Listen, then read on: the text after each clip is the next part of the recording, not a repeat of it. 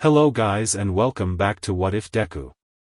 Today with What If Deku Had a Black Dragon Quirk? Part 2. Chapter 8, The Calm Before the Storm. The next day at UA, Izuku and the rest of Class 1A sat silently as they waited for Aizawa-sensei to arrive. They knew it was going to take a while due to the swarm of reporters at the entrance to UA. Izuku never liked the media, and now disliked them even more now, as one female reporter overheard that he was in the hero course from another reporter on the scene and had said that was impossible and that the other reporter was probably given false information, as he looked too villainous and scary to be a hero. While he was glad the other reporter and her camera-man stuck up for him, as they said he apparently looked more cute than scary and that the other woman should lose her job for saying that about and in front of a child, that woman's statement still hurt a lot and brought back some unpleasant memories of his old classmates and teachers. Soon the classroom door opened, revealing their tired teacher, who gave the class an approving nod at their silence before walking behind his front desk.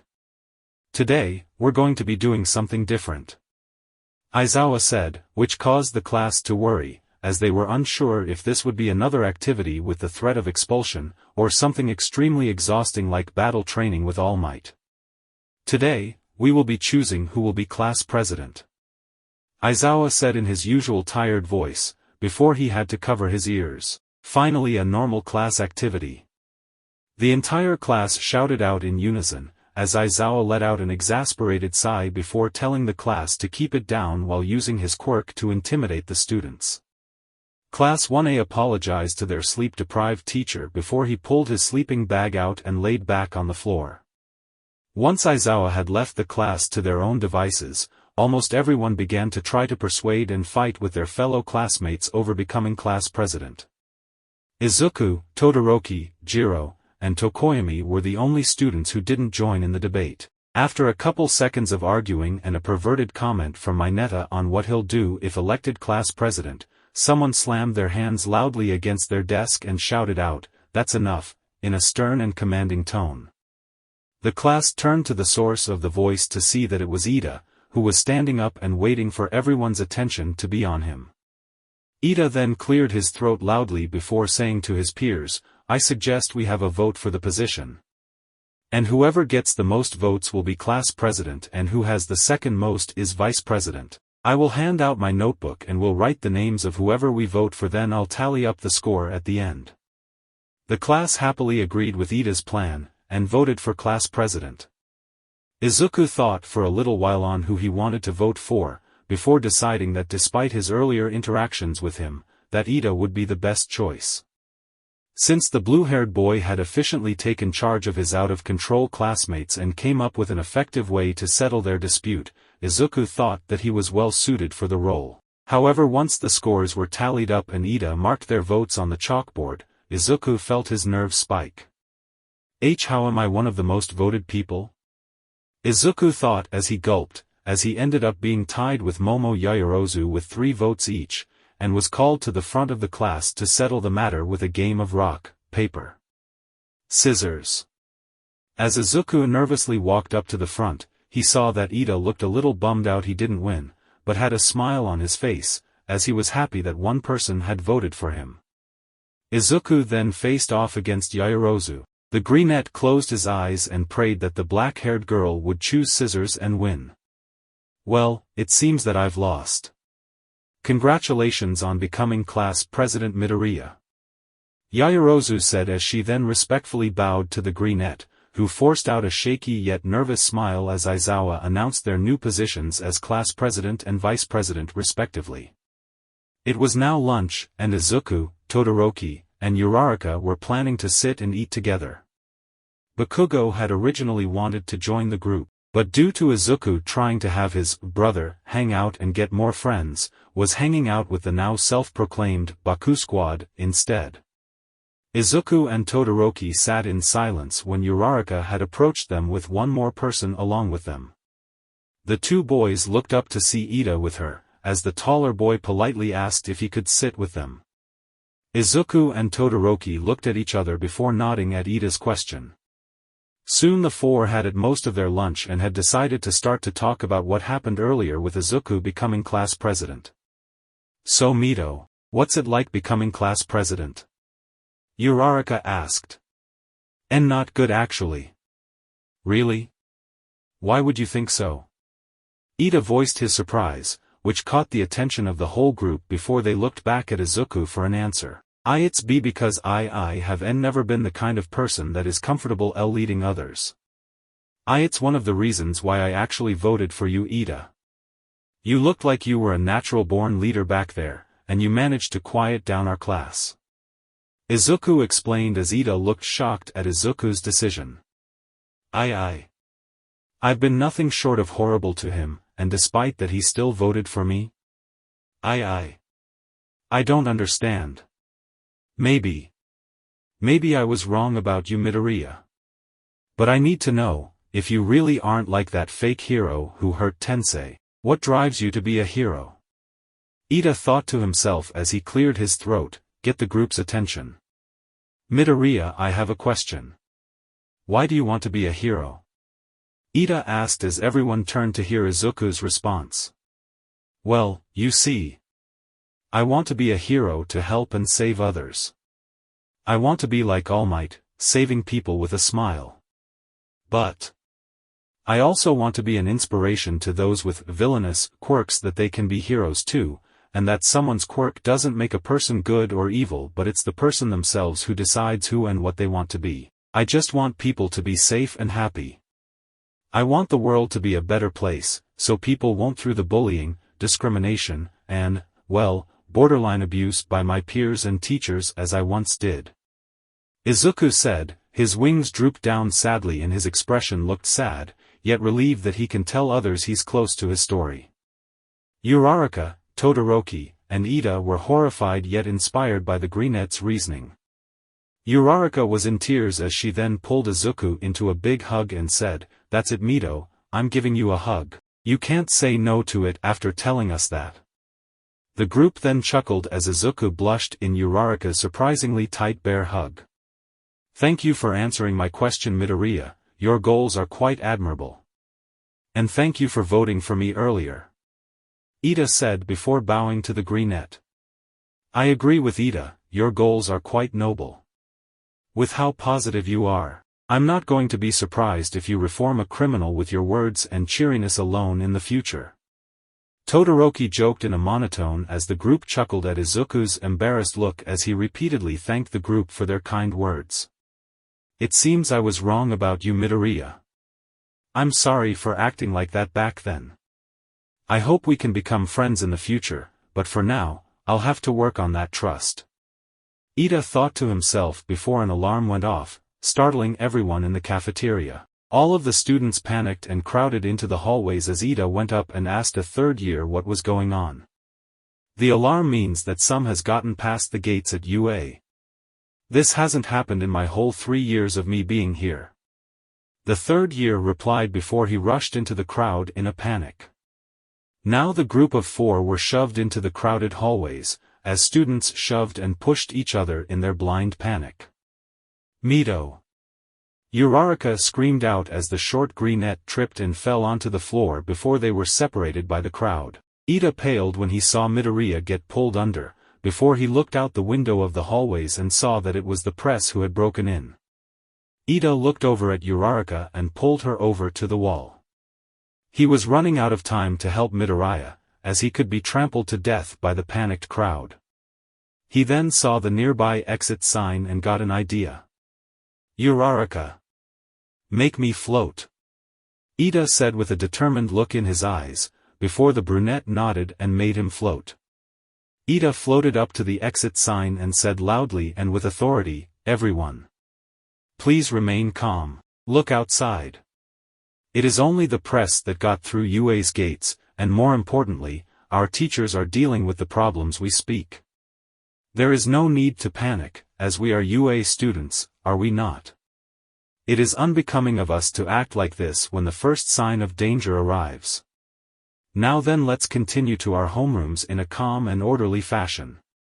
Once everyone calmed down, Uraraka let Ida down and everyone else calmly walked to their homeroom classes as the 2 hero students rushed to find Todoroki and Midoriya as soon as they touched the ground. Uraraka! Ida, over here.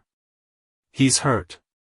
Todoroki said, panic now riddled his usual monotone voice as the others ran over to their friend. Ida and Uraraka gasped at the sight of Izuku, the greenette laid on the ground in pain, as the boy's biggest injury was that one of his majestic black wings was bent the wrong way. Uraraka, Todoroki, go to Aizawa-sensei and tell him what happened to Midoriya, I'll take him to Recovery Girl. Ida said. The other two looked at each other skeptically before nodding at the bluette.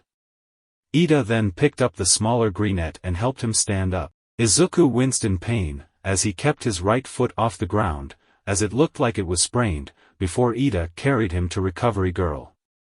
After Izuku had fully healed and recovered from his injuries, Ida offered to help Midoriya walk back to class. Izuku tearfully smiled, Ida, your quick thinking saved my life. I can't thank you enough. Ida snickered before looking back at Izuku. Midoriya, it is no problem. After all, it's what heroes do. He said before they walked back to their homeroom. As soon as they arrived, Aizawa had to use his quirk to stop the class from bombarding the nervous Izuku with questions, to which the greenette was extremely thankful for. Izuku then asked Aizawa if he could announce something to the class. The underground pro hero nodded and Izuku stepped forward. I would like to say something. I don't believe I'm fit to be class president. I believe with what had happened today that Ida would be a better choice. Izuku said, as the class rallied in agreement with the call, exit sign Ida. Ida and Izuku shook each other's hands, as he thanked the greenette for his generosity. Aizawa sighed, as he allowed Ida to become the new class president. While this was happening, a pale figure in a hoodie stared at the destruction he caused at the gates of UA before he held up the class schedule. He grinned psychotically as he laughed, ready to launch his plan into action, and finally end the reign of the symbol of peace. Chapter 9, The USJ Part 1. Class 1A couldn't wait for today as they followed Ida's lead onto the bus. Today would be their first time doing rescue training. Izuku and the rest of his classmates wore their costumes, even though Izuku had his hood down so he would not be sweating before he even started training. As Izuku walked down the bus, he spotted Todoroki sitting alone.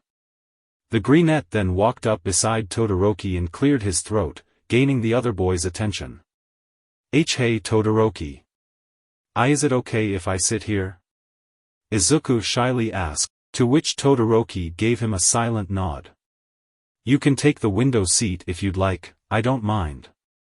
Todoroki stated in his usual deadpan manner, to which Izuku accepted, sitting on the left side of the hot and cold teen. Once Izuku and the rest of his classmates were seated and buckled up, the bus soon left for their destination. But when they were around the halfway point, Izuku ended up falling asleep from the bus ride and the heat given off by Todoroki, leaning against the teen's warmer side. Todoroki looked a little awkward at the embrace, and the others snickered and they noticed the greenette resting against Todoroki. The now blushing Todoroki had tried to scooch away, thinking that Izuku wouldn't be comfortable sleeping like this, but the still sleeping Izuku only grabbed onto the boy's arm and snuggled closer against him. Warm. Comfy. Izuku sleepily mumbled out before softly snoring against Todoroki once again. Tsuyu then laughed, which drew everyone's attention to her before she commented, he really is like a lizard, Karo. He's drawn to any warm heat source when sleeping. Todoroki blushed as everyone snickered and giggled at the cute thought, as Tsuyu was clearly right in her assumption. Soon, they had arrived at the USJ, and Todoroki calmly shook Izuku awake. Izuku yawned and wagged his tail as he sat up before he saw who he was leaning against. Todoroki-kun. Izuku stated with a jolt, as he shot straight up and blushed. I am so sorry Todoroki-kun. It's just that I've always found that I end up falling asleep easier and next to something warm. Izuku stammered out shyly, before he covered his face with his hands out of embarrassed. Todoroki simply snickered at the embarrassing actions of his classmate before telling Midoriya it was okay as he began to exit the bus, with a still red-faced Midoriya following right after him. Oh my gosh! It's the space hero, 13. I'm their biggest fan. Uraraka said as both her and Izuku were both fanboying and fangirling over the hero. Before 13 addressed the class, Izuku overheard something between Aizawa and her about All Might as Aizawa held up 3 fingers. Oh, I guess All Might used up all his time. He thought to himself, as 13 explained the purpose of the USJ, or the Unforeseen Simulation Joint. 13 then had a speech on how deadly powerful quirks can be, and that they should always be used with caution and safety. But Izuku had mostly zoned out during the speech, as he could have sworn he heard a faint booming sound in the distant sky as the others started entering the building, as he saw a red comet-like streak, one similar to the shooting star he and Bakugo saw on Dagoba Beach before the entrance exams, soar through the skies above. Hey problem child. Are you just going to stand there staring off into space, or will you join us down here on Earth and follow the rest of the class? Aizawa-sensei called out, making Izuku snap out of his thoughts and embarrassingly making his way back to the group, muttering apologies to his sensei as he rejoined everyone else. That comet he saw earlier reminded Izuku of the wish he'd made on that day, where his dad would come back. But as Izuku thought more about his dad and what he was like from his brief memories he had with the man, and from how his mother described him, the more he realized how much his sensei actually reminded him of his father. From the tough intimidating front he puts on to hide away the fact he does care for his students' well-being, or how his eyes glow when he uses his quirk, even his curly black hair and scraggly beard reminds him of his dad, while the little bits and pieces he remembers about the man. As he put more thought into it, the more Izuku realized how much he has sort of grown to see both of his mentors as father figures to him, and that thought made him blush a little, as he took in the view of the different areas of the USJ. As soon as the doors to the USJ closed behind them, the lights began to flicker on and off, as the students murmured in confusion as to what was going on, something that had even Aizawa on edge, as he stared at the fountain in the middle of the facility. Izuku followed his teacher's line of sight and turned towards the center of the USJ. His eyes widened as a black portal now formed in the middle of the area, as a tall pale man covered in severed hands stepped out of the portal, followed by dozens of other criminals, before a hulking beaked creature stepped out and the portals closed, revealing a misty purple fog with sharp yellow eyes with a metal brace. Eraserhead and 13 are here, but I don't see All Might anywhere. Oh well, let's get this level started. The pale man stated while grinning creepily. Sensei? Are they part of the test? Kirishima asked, trying to step forward, to which Aizawa protectively put his hand out in front of the boy. Stand back. Those are real villains. 13, evacuate the students. I'll hold them off. Aizawa stated, as the group of students backed away from him. Izuku then ran up to the man. Sensei. You can't take all of them at once, your fighting style isn't suited for that. Izuku said in a fearful tone, as he knew that his teacher wasn't suited for this kind of fight. Midoriya, you can't be a pro hero without having more than one trick up your sleeve. Aizawa said before rushing towards the mass of villains that were advancing towards their position. The class then took the time to make a break for the exit, before they were blocked off as the mist man warped in front of them. I'm afraid you won't be going anywhere. The mist man said, as everyone stopped in their tracks behind 13 who was leading the charge towards safety. Everyone get behind me. 13 stated as she prepared to use her quirk, that is until Bakugo and Kirishima kept in front of her, using their quirks to try and take out the mist villain. But their reckless gamble did not pay off, as they simply phased through where they assumed the man's body would be, and warped away. Well then, that was surprising, but I guess this makes my job easier with less of you hero hopefuls. But let's get introductions out of the way first. The mist villain said as his misty body grew in size, blocking the exit. Greetings, we are the League of Villains. Might I ask, where is All Might? He was scheduled to be here, was he not? Oh well, it doesn't matter, my role stays the same. To warp you hero hopefuls to your doom and have my colleagues torture you all to death. The Misty Man said as he enveloped the group in his fog. Warp everyone, excluding Ida, Uraraka, 13, Ciro, and Shoji, all across the USJ. Izuku screamed as he plunged into the water of the flood zone, as he felt ice cold at first, before his scales glowed blue and his body regained its normal temperature. Izuku felt a surge of power well up inside him, as he felt like whatever his quirk was missing was regained. But before he could dwell on this new quirk development, he noticed a shark villain, who was dangerously close to him, begin swimming towards him with their jaws wide open. Izuku panicked from the sight and accidentally took in some water before he tried to swim away, but it was no use as his body felt weak and sluggish from his quirk's development, and not having the adrenaline boost to fight off the sluggish feeling unlike the times beforehand, with the battle trail and sludge villain incident. Izuku shut his eyes and braced for the attack to come, but it never did. Instead he felt something wrap around his waist from behind him. He opened his eyes to see that Tsuyu had kicked the villain in the face, and her tune wrapped around his waist. Tsuyu then used the villain's face to jump with all of her froggy strength out of the water and onto the nearby boat, carrying Izuku and one other person with her. Wow. That was amazing, Tsuyu. Thank you so much. Izuku said on his knees, coughing out the water he took in, as the three students caught their breath. It's no problem, Midoriya, Karo. She said, catching her breath and stretching her legs, as it took a lot of strength to leap out of the water as high as she did, but they soon heard the sound of panicked crying and turned towards it. No problem. No problem.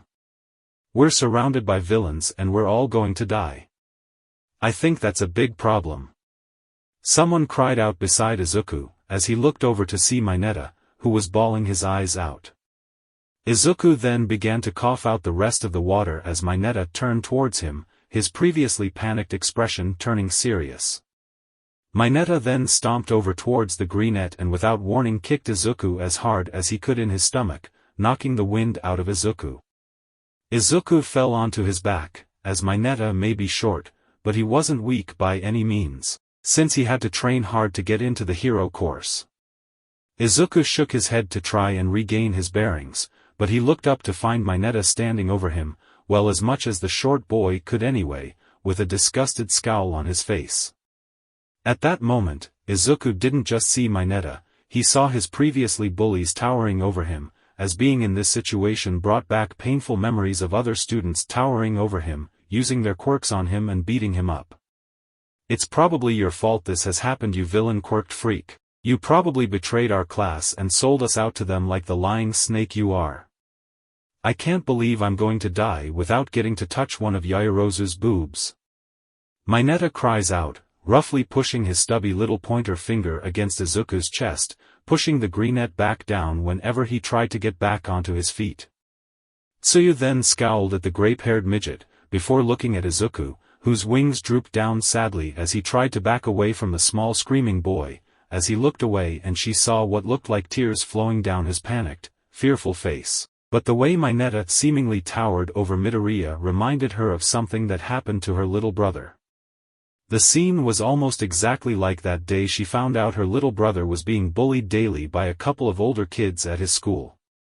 Those kids always made fun of him for his quirk and hairstyle. She had seen and taken care of the bruises those kids gave him with their quirks. It was one of the reasons why she wanted to be a hero in the first place, so others wouldn't go through what her brother had. Tsuyu knew that look of fear and panic on Midoriya's face all too well, as she had seen it on her brother's when she finally caught the bullies hurting him outside of school, when they were on a family picnic together. Tsuyu knew Midoriya reminded her of her little brother when she first met him, but now, she could easily say that Midoriya reminded her so much of her little brother that Tsuyu felt her rage building at those who wronged them both. But then Mineta kicked Midoriya again in the side, and with her fist clenched tightly and a scowl of her own, Tsuyu knew what she had to do. See.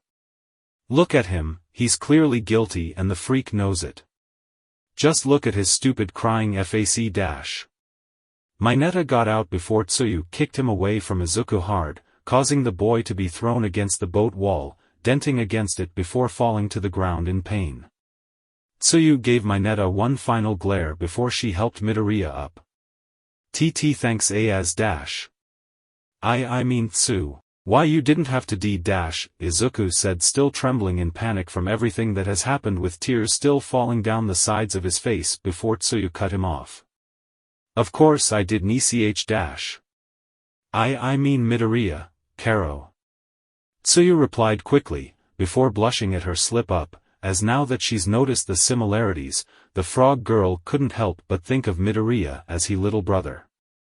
Midoriya blushed too, as he noticed the slip-up his fellow greenette had, and focused on calming down his panic by taking deep breaths. Tsuyu then knelt down beside Izuku and began to reassuringly rub Midoriya's back in hopes of comforting the hurt, scared and fearful greenette, as all of the new-found stress from the last few minutes pulled up, and Mineta's outburst was his tipping point. It's okay, Midoriya. Mineta's wrong, Karo. I know you're not a villain, and I know I'm usually honest to a fault with everyone I meet, Karo. And I'm sorry for my slip-up, but to be honest, you do remind me a lot of my little brother. You two have the same hair color, same eye color, same shy but outgoing personality, are massive hero fans, and I can tell you were both bullied a lot too. Tsuyu said, comforting her fellow greenette, as Izuku calmed down while mimicking her breathing to ground himself. He was. Izuku asked with a sniffle as he looked up at Tsuyu, who sadly smiled back. Yep, bullies went after him because of his quirk and hairstyle. He didn't tell any of yous until I found out during a family picnic 2 summers ago, when I found them standing over top of him and kicking him. After I chased them away, I connected the dots on why my brother was distancing himself from me and the rest of my family. But without it, I never would have found out both my drive to be a hero and how much being a hero to someone means. Tsuyu explained as Izuku then shyly and slowly wrapped his arms around Tsuyu. TT thank you as, I mean Tsu. I guess this means you my hero T2. Why you saved me from both Mineta and myself. It means a lot. I'm glad you're my friend Tsu. Izuku said through his tears as he got up and blushed from the emotional talk they had. No problem, Midoriya, or should I start calling you Izuku now, Karo? Tsuyu said with a giggle, as Izuku blushed while wondering if this is what having a big sister is like. As the two greenettes got up, they then felt the boat shake and looked down at the water, as the villains had started to break the boat in half with a water quirk. Tsu. We need to get off this boat. Izuku said in a panic, as he wobbled, trying to gain stable footing as the boat began to crack. But what about the villains, Karo? Tsuyu asked as Izuku then came up with an idea. After explaining his plan, the frog girl grabbed the now conscious and winded Mineta as Izuku flew high into the air.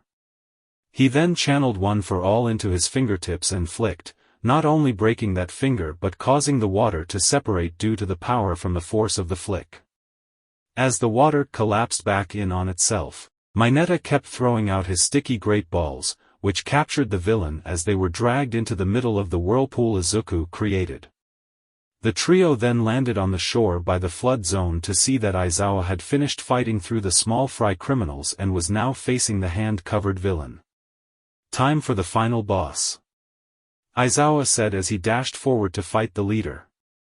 The villain was counting something, as he dodged Aizawa's kick and lunged at the hero, grabbing onto Aizawa's elbow exactly when the man's quirk was down. Izuku and the others by the shore watched in horror as their sensei's elbow deteriorated in front of their eyes, but the underground hero swiftly kicked the villain away and jumped back further before the decay could go deeper than his muscle and giving Aizawa some much-needed spacing between him and his foe.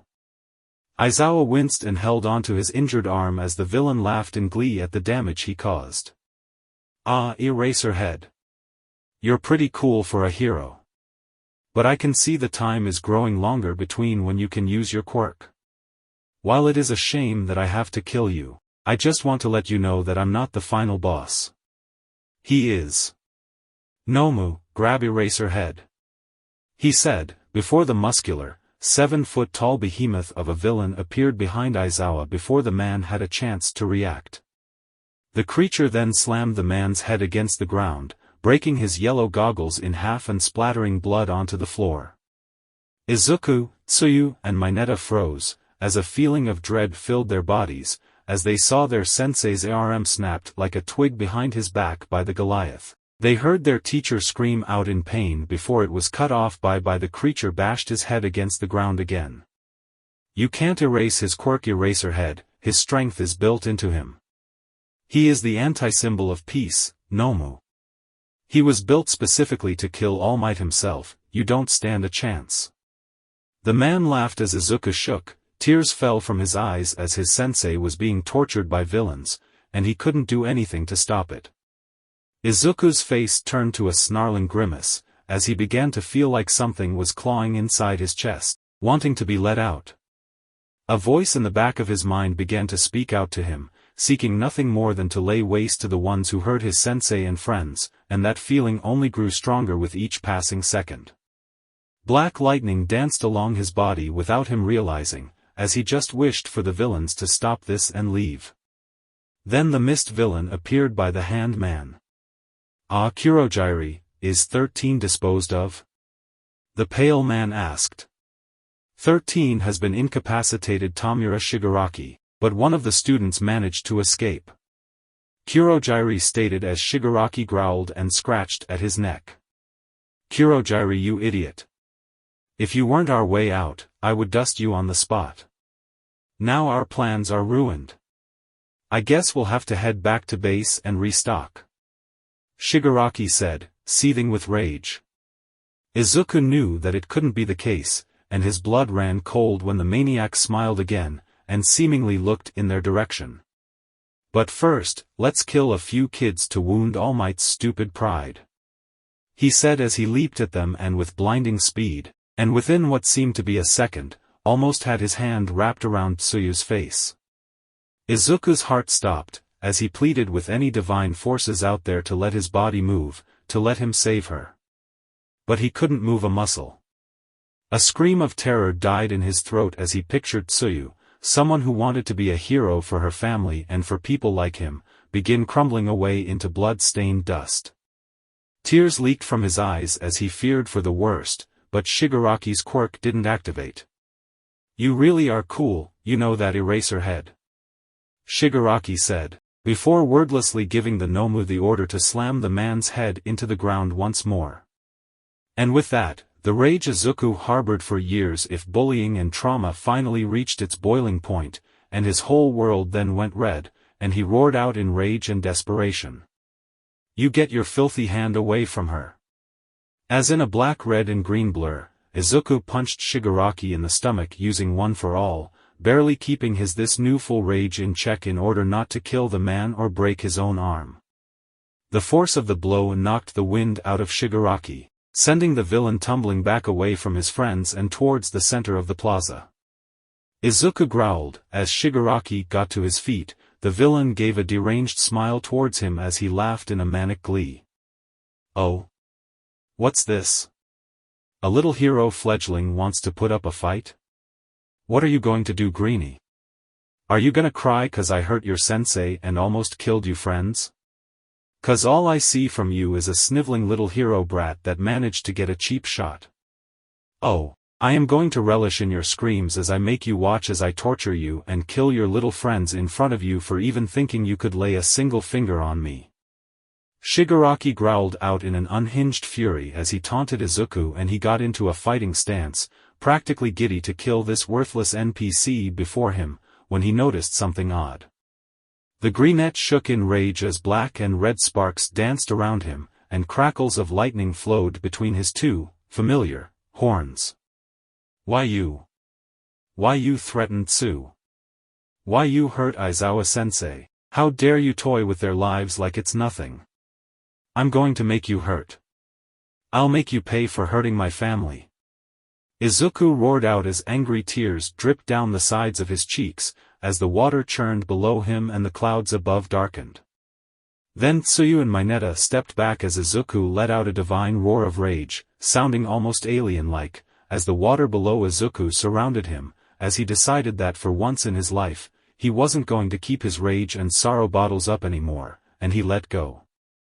As Izuku's piercing roar echoed throughout the building, the water that surrounded his body began to freeze, as Tsuyu and Mineta got out of the waters of the flood zone.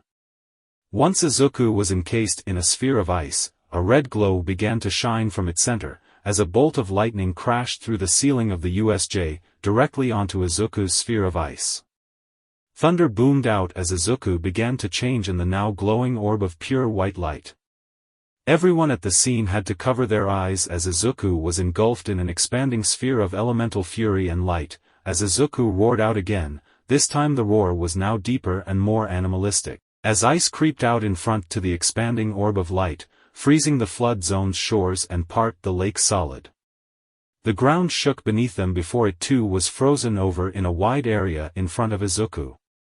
Soon the light began to fade, and Tsuyu and Mineta opened their eyes to find the iced-over area where Izuku once stood was now brimming with cold air, obscuring what was inside.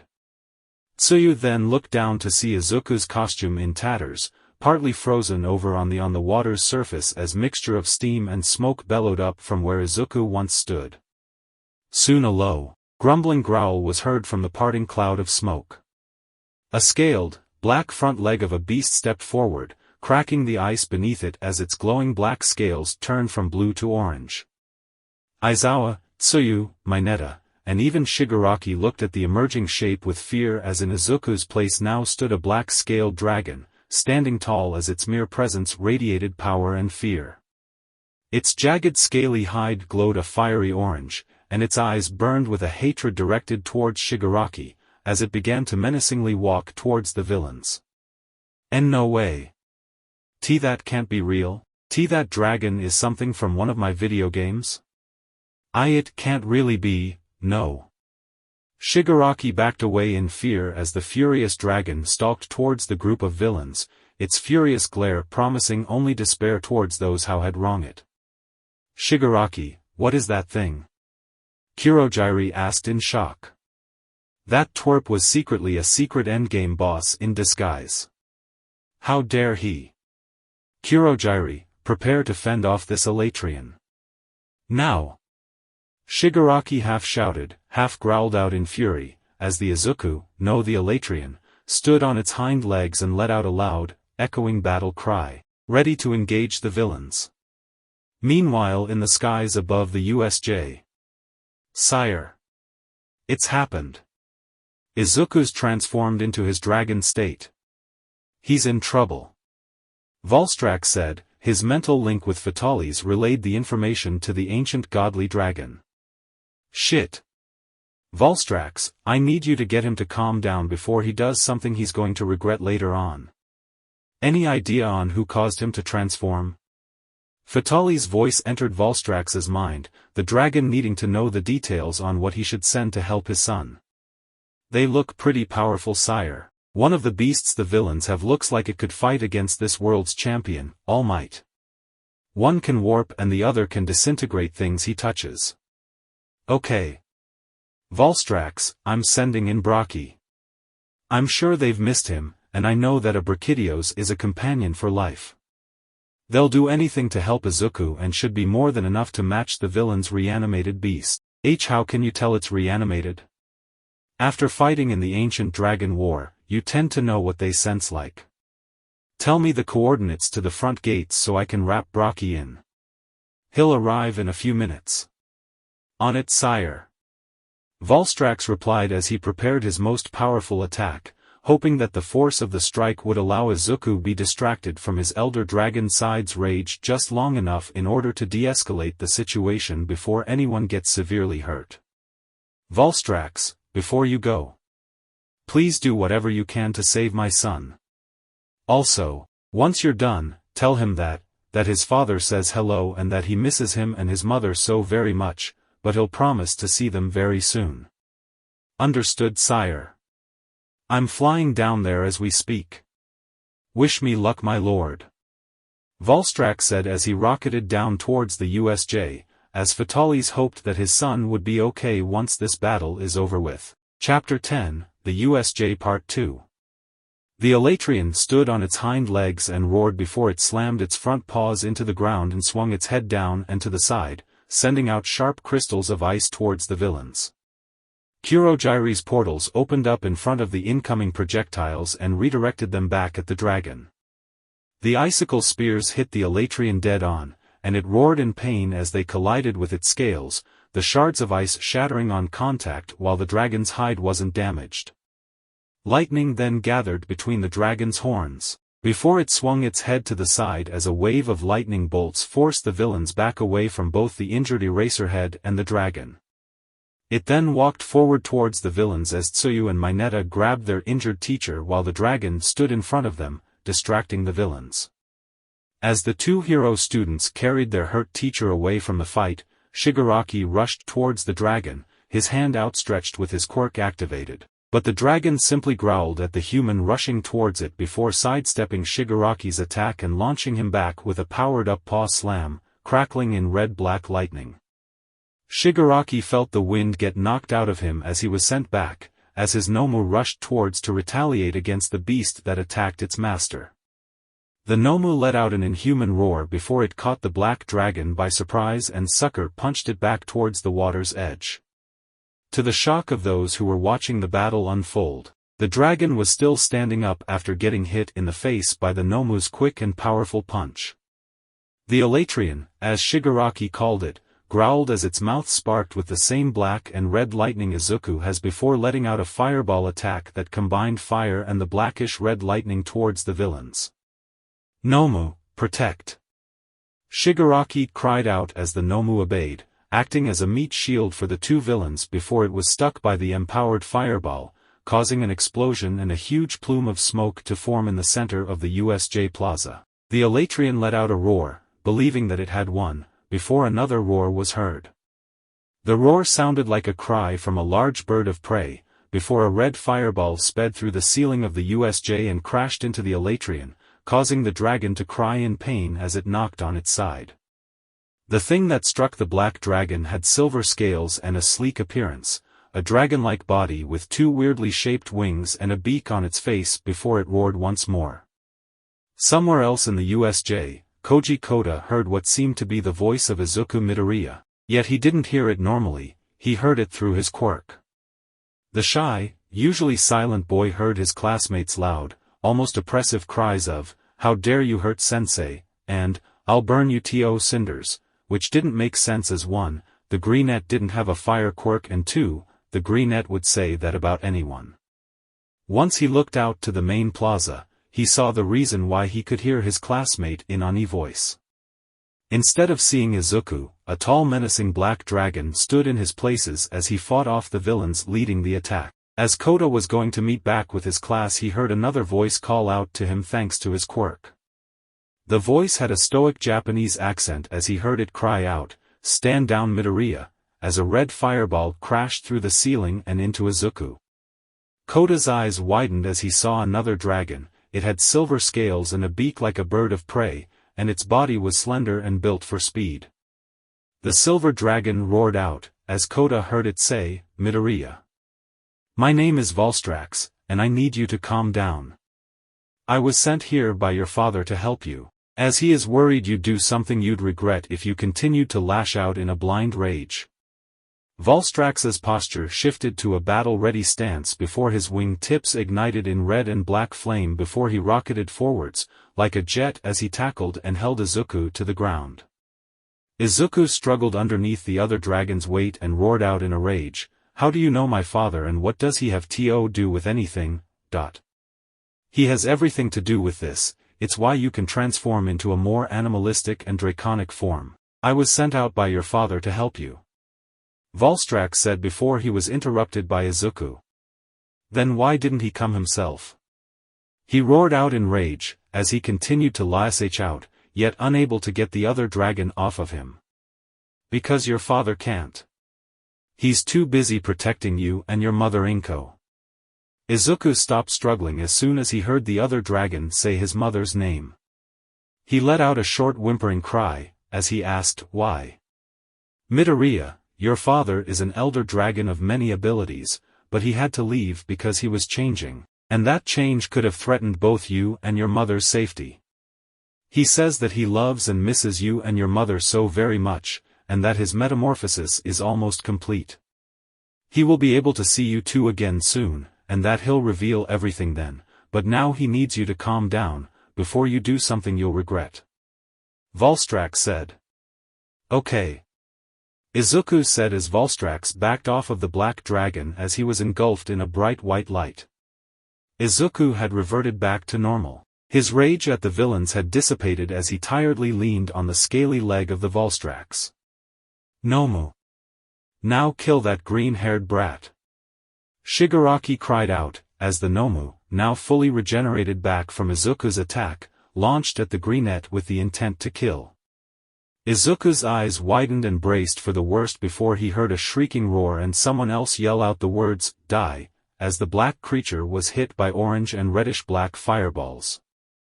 Izuku opened his eyes to see Volstrax standing over him protectively and heard the sounds of incoming footsteps. He turned to see both Kirashima and Bakugo running towards him. "Kaken. Deku. What the hell is going on? What is with the dragon?" "I don't know, but he said it links back to my dad somehow." "You know what, we'll deal with this later, for now let's blow these stupid villains to smithereens," Bakugo said as explosion popped in his palms as Shigaraki smirked. "Nomu, I think these NPCs have earned the right to see your secret ability.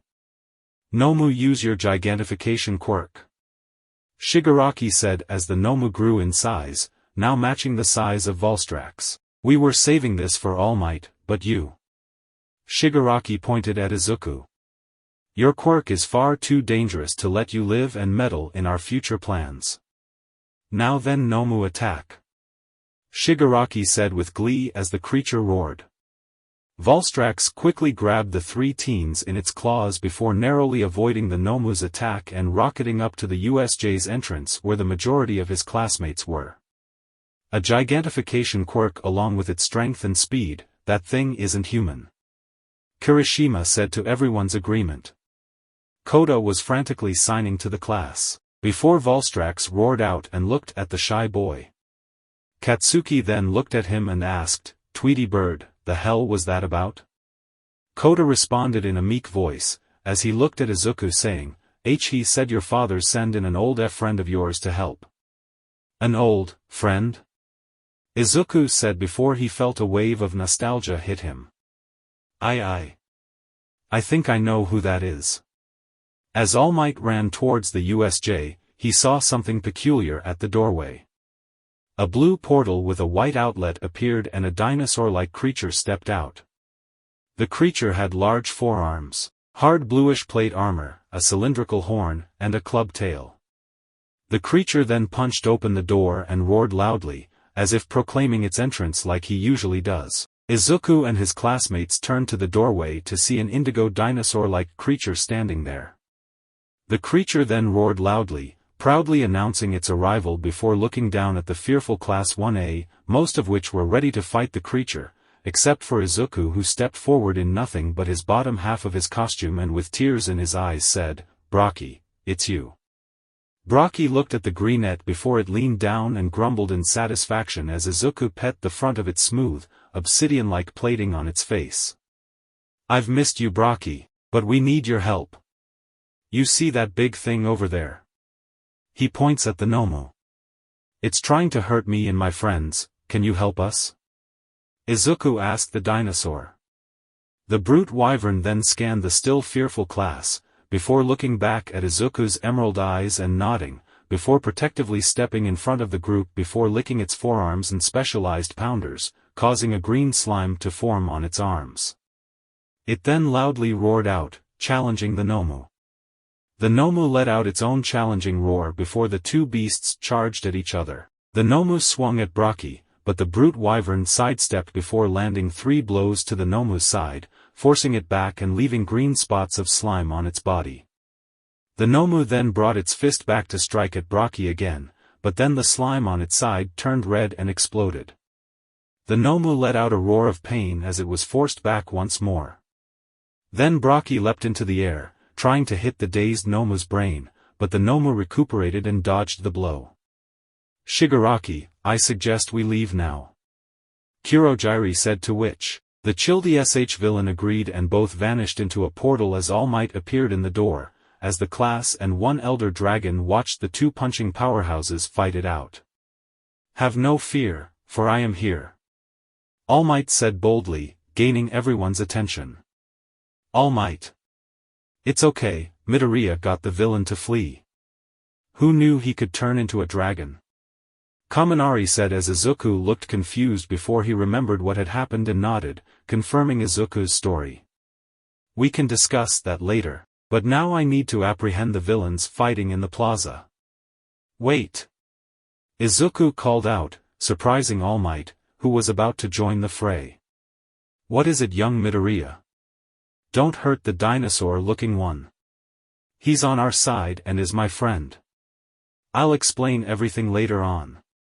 And I want your story too," Izuku said before turning and pointing at Volstrax. The dragon nodded. Before All Might joined the fray, Brocky and the Nomu were now having a full-on fist clash, as they both traded and dealt blows at an extremely fast rate, but the explosions were taking its toll on both the creature's shock absorption and regeneration, while the Nomu could even put a dent into Brocky's shell. Then Brocky jumped back as slime mold covered its face as it became enraged at the mindless beast who hurt his little green-haired dragon companion. It roared out as the explosions it dealt with its punches were now instantaneous, weakening the Nomu's quirks even more as it took off the creature's arm with an explosive punch. It then sensed another creature coming up behind it and sidestepped as a blonde blur yelled out, "Texas Smash!" A muscular blonde man then punched the Nomu so hard, it launched the large creature into the roof of the USJ. Brocky then let out a victory roar. The creature was impressed by the man's powerful punch, as the man reminded Brocky of a Rajang with their impressive power. And Class 1A cheered, as this nightmarish situation was over, yet Izuku was still dreading the aftermath of it, and what it could mean for his future. Chapter 11, Aftermath of the USJ Text. "So, can somebody please explain to me what the hell is going on here?" Detective Tsukachi asked Izuku and All Might, who were in a meeting with the rest of the U-Data staff and a new person. "I will explain everything, Detective, but it will seem a little far-fetched," the mysterious new person said as Izuku and the rest looked at him. The male newcomer has silver scales on the same parts of his body as Izuku, his light blue eyes scanning his surroundings diligently. On his back, two wing-like appendages stuck out of the back of the white kimono he wore and has spiky gray hair. "I understand that it's going to be far-fetched, but in today's world of amazing and strange quirks, that's basically our normal. And just to make sure, I will tell everyone here whether you are truthful or not, thanks to my quirk," the detective said as the stranger sighed.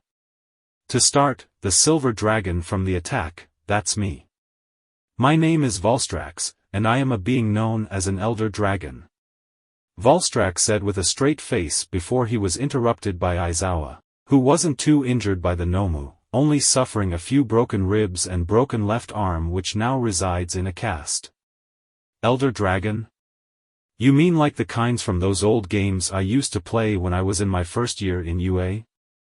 the tired hero asked, as he thought back to when he, Hisashi Yamada, and Shirakumo Oboro used to meet up together after school and hang out, to which Oboro introduced them to a little game series called Monster Hunter, and now that he thought about it, the purple dinosaur looked a lot like a creature from those games. He couldn't remember its name, but remembered the game classified it as a brute wyvern.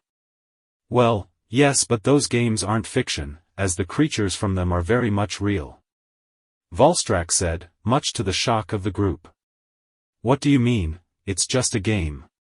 There's no way things from a game can be real, right?" Vlad King said skeptically as Volstrax sighed.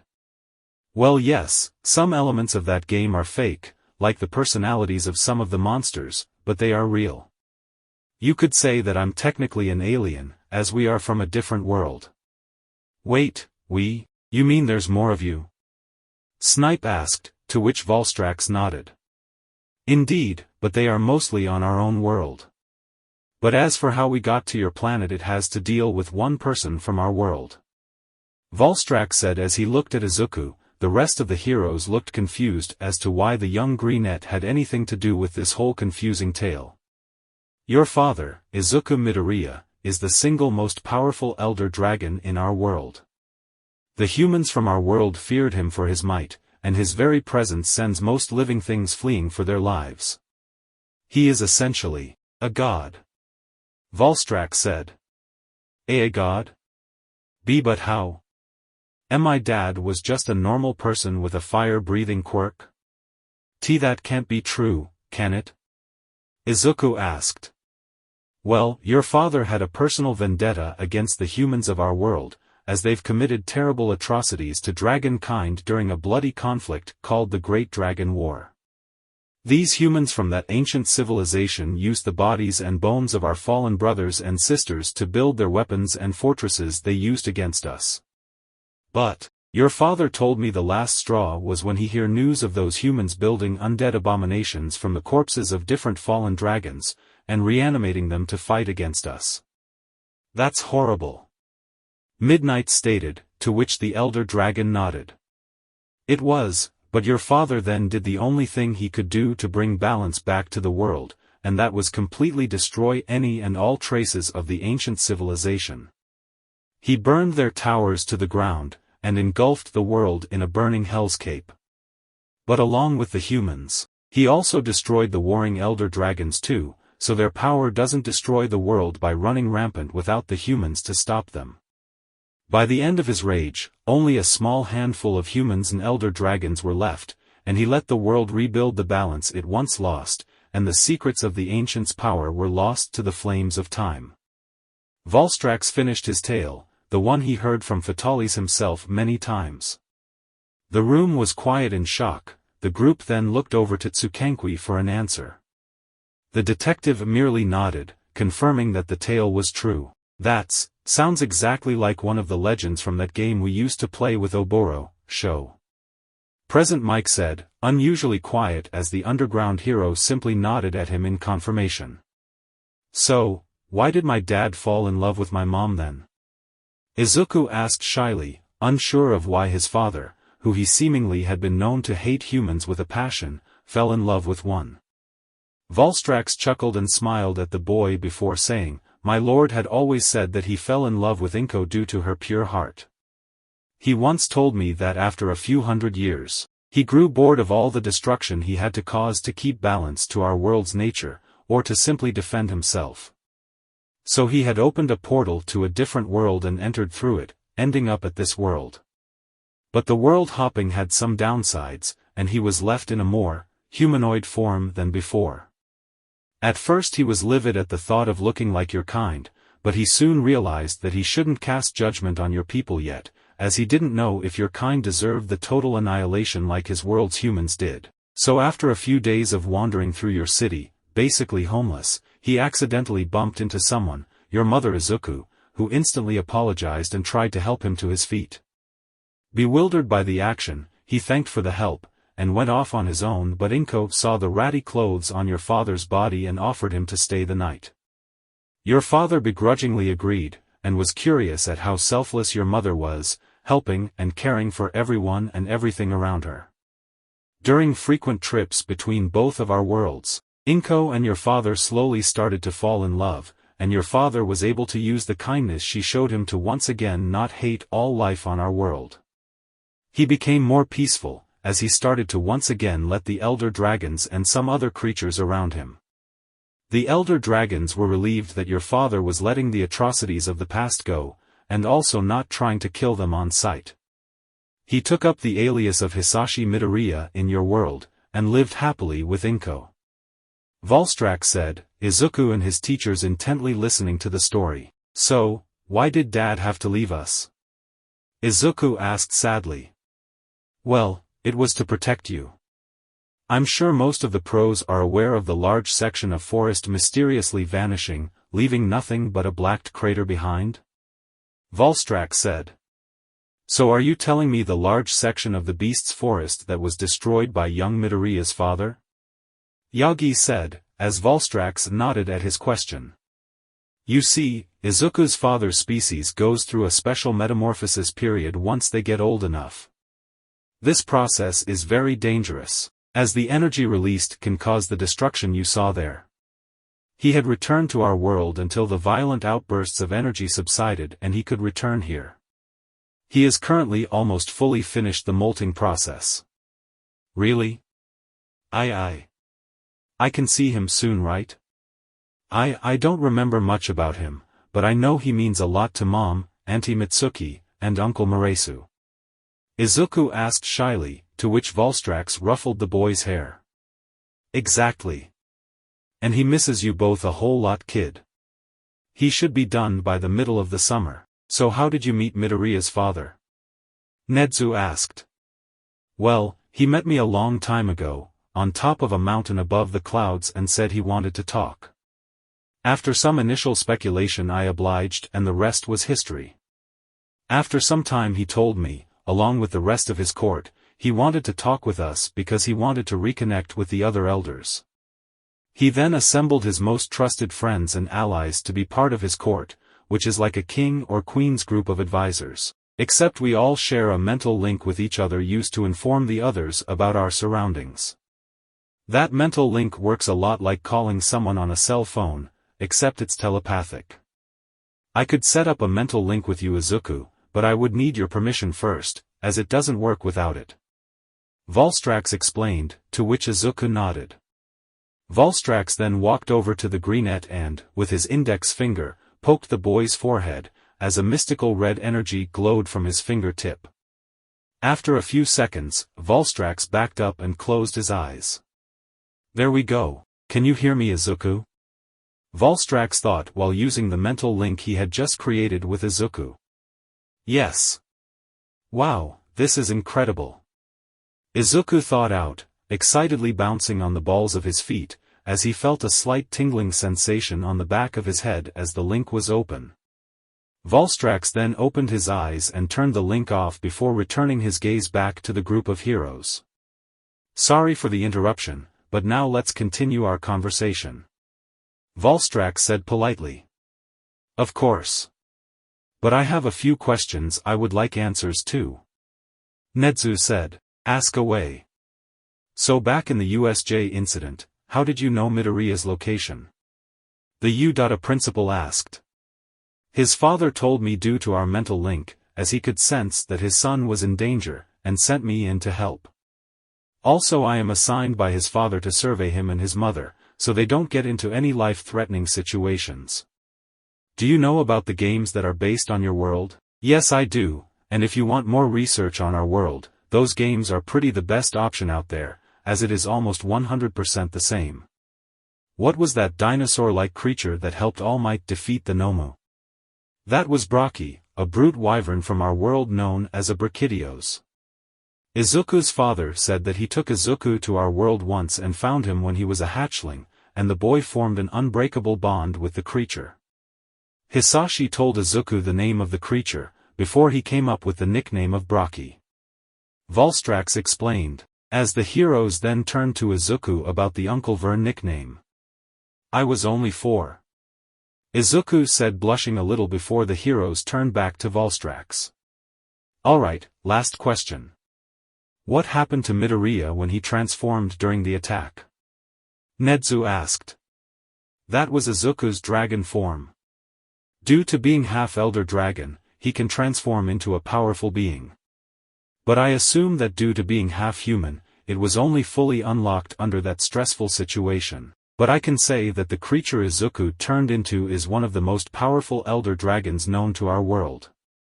This creature is capable of controlling the elements of fire, water, ice, thunder, and a mysterious fifth element present in our world known as dragon.